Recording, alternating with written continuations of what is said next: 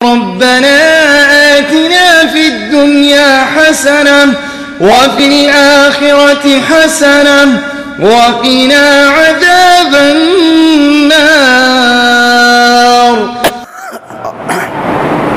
اور اللہ فرماتا ہے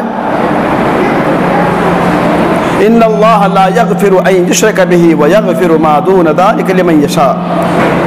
اللہ تعالی شرک کے علاوہ جتنے گناہ ہیں سب کو معاف کر دے اگر چاہے گا تو. شرک کے علاوہ جو بھی گناہ ہے، نماز میں کمی ہو جائے گی، زکوٰۃ میں کمی ہو جائے گی، حج میں کمی ہو جائے گی، حقوق العباد میں کمی ہو جائے گی، اور صدقہ خیرات میں کمی ہو جائے گی، وہ اللہ کی مشیت، اللہ کی منشا کے اوپر منحصر ہو. اگر اللہ چاہے گا تو آپ کو ویسے معاف کر دے گا، اور اگر اللہ چاہے گا تو ان گناہوں کی سزا دے کے آپ کو جنت میں ضرور پھر داخلہ دے گا. لیکن اللہ فرماتا ہے لیکن اگر کوئی بندہ شرک کر لیا تو شرک کے ساتھ اس کا خاتمہ ہو گیا تو اللہ اس کو ہرگز فَلَن يَغْفِرَ اللَّهُ، اللہ اسے ہرگز معاف نہیں کرے گا. تو اس کی معافی کا سوال ہی نہیں بنتا ہے. تو میرے بھائی یہ شرک، یہ اللہ کی نگاہ میں سب سے بڑا ظلم ہے، سب سے بڑا گناہ ہے. ان الشرک لظلم عظیم. اللہ فرماتا ہے دنیا کا سب سے بڑا گناہ، سب سے بڑا جرم، سب سے بھیانک گناہ اگر اللہ کی نگاہ میں کوئی ہے وہ شرک کرنا ہے.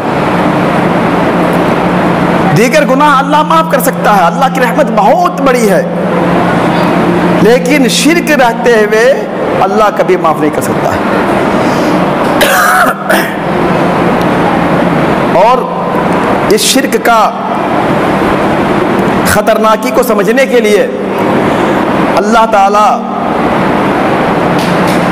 کس آیت کو آپ دیکھیں.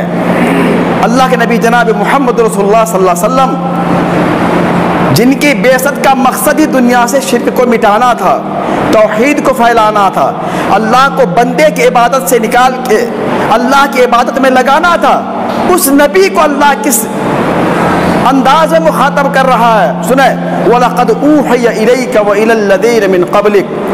اے نبی جناب محمد رسول اللہ صلی اللہ علیہ وسلم، اے نبی اگر ہم نے آپ کی طرف اس بات کی وحی کی ہے اور آپ سے پہلے جتنے انبیاء کرام آئے ہیں سب کو ہم نے یہ حکم دیا تھا، سب کی طرف یہ وحی کی تھی، سب کو یہ بتلایا تھا لَإِنْ أَشْرَكْتَ لَيَحْبَطَنَّ عَمَلُكَ. اگر آپ نے بھی شرک کیا تو آپ کے اعمال بھی بیکار ہو جائیں گے، ضائع ہو جائیں گے. وَلَتَكُونَنَّ مِنَ الْخَاسِرِينَ. اور یقیناً آپ بھی نقصان اٹھانے والوں میں سے ہو جائیں گے. کتنی بڑی بات ہے. اللہ اپنے پیارے نبی جناب محمد رسول اللہ صلی اللہ علیہ وسلم کو اس کڑے انداز میں مخاطب کر رہا ہے کہ نبی آپ ہمارے سب سے پیارے بندے ہیں، سب سے پیارے حبیب ہیں، ہم نے آپ کو معاف کر دیا ہے، معصوم الخطا ہے، آپ کے اگلے پچھلے تمام گناہوں کو ہم نے معاف کر دیا ہے، خاتم النبیین ہیں آپ. لیکن اگر آپ یہ بھی یاد رکھیں لئن اشرکت، اگر آپ سے ذرہ برابر بھی شرک والا کوئی معاملہ ہو گیا ہماری ذات میں، ہماری صفات میں، ہمارے افعال میں، آپ نے کسی کو شریک گردان لیا لَيَحْبَطَنَّ عَمَلُكَ، آپ کی تمام نیکیاں برباد ہو جائیں گی اور آپ بھی انہی لوگوں میں سے ہو جائیں گے جو خسارہ اٹھانے والے ہیں. یہ دیکھیں اللہ تعالیٰ اپنے نبی کو خطاب کر رہا ہے.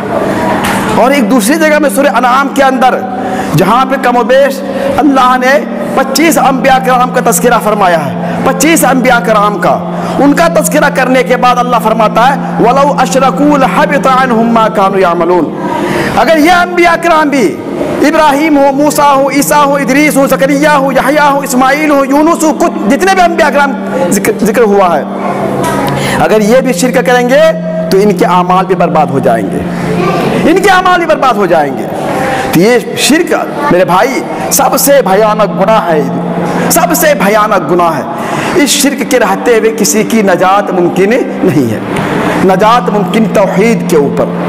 اسی وجہ سے اللہ کے نبی جناب محمد رسول اللہ صلی اللہ علیہ وسلم نے فرمایا من کان آخر کلامہ لا الہ الا اللہ دخل الجنہ. کہ جس شخص کی آخری بات مرنے سے پہلے زبان پہ آخری کلمہ جو جاری اگر لا الہ الا اللہ پڑھ لیا تو وہ جنت میں جائے. مطلب توحید اختیار کر لیا, توحید پہ اس کا انتقال ہوا تو جنت میں ضرور جائے گا. لیکن جس نے شرک کیا تو شرک کے ساتھ اللہ کی معافی نہیں ہے میرے بھائی, شرک کے ساتھ اللہ کی معافی بالکل نہیں ہے. اور یہ شرک آپ کے عمل کو اندر اندر کھا جائے گا, آپ کی نیکیوں کو تہس نہس کر دے گا یہ شرک. اور یہ شرک ہے کیا؟ اتنی خطرناک بھیانک یہ گناہ جو یہ گناہ ہے کیا؟ شرک کہتے ہیں اللہ کی ذات, اس کی صفات اور اس کی افعال میں مخلوق کو شریک کرنا. جیسے اللہ کی ذات کے پاس اللہ تنہا ہے, کوئی دوسرا معبود نہیں ہے. یہ ہم کہتے ہیں قل هو اللہ احد, اے نبی کہہ دیا اللہ ایک ہے, اکیلا معبود ہے اللہ. اللہ کی ذات تنہا ہے جو ابد سے ہے, ازل سے ہے ابد تک رہے گا.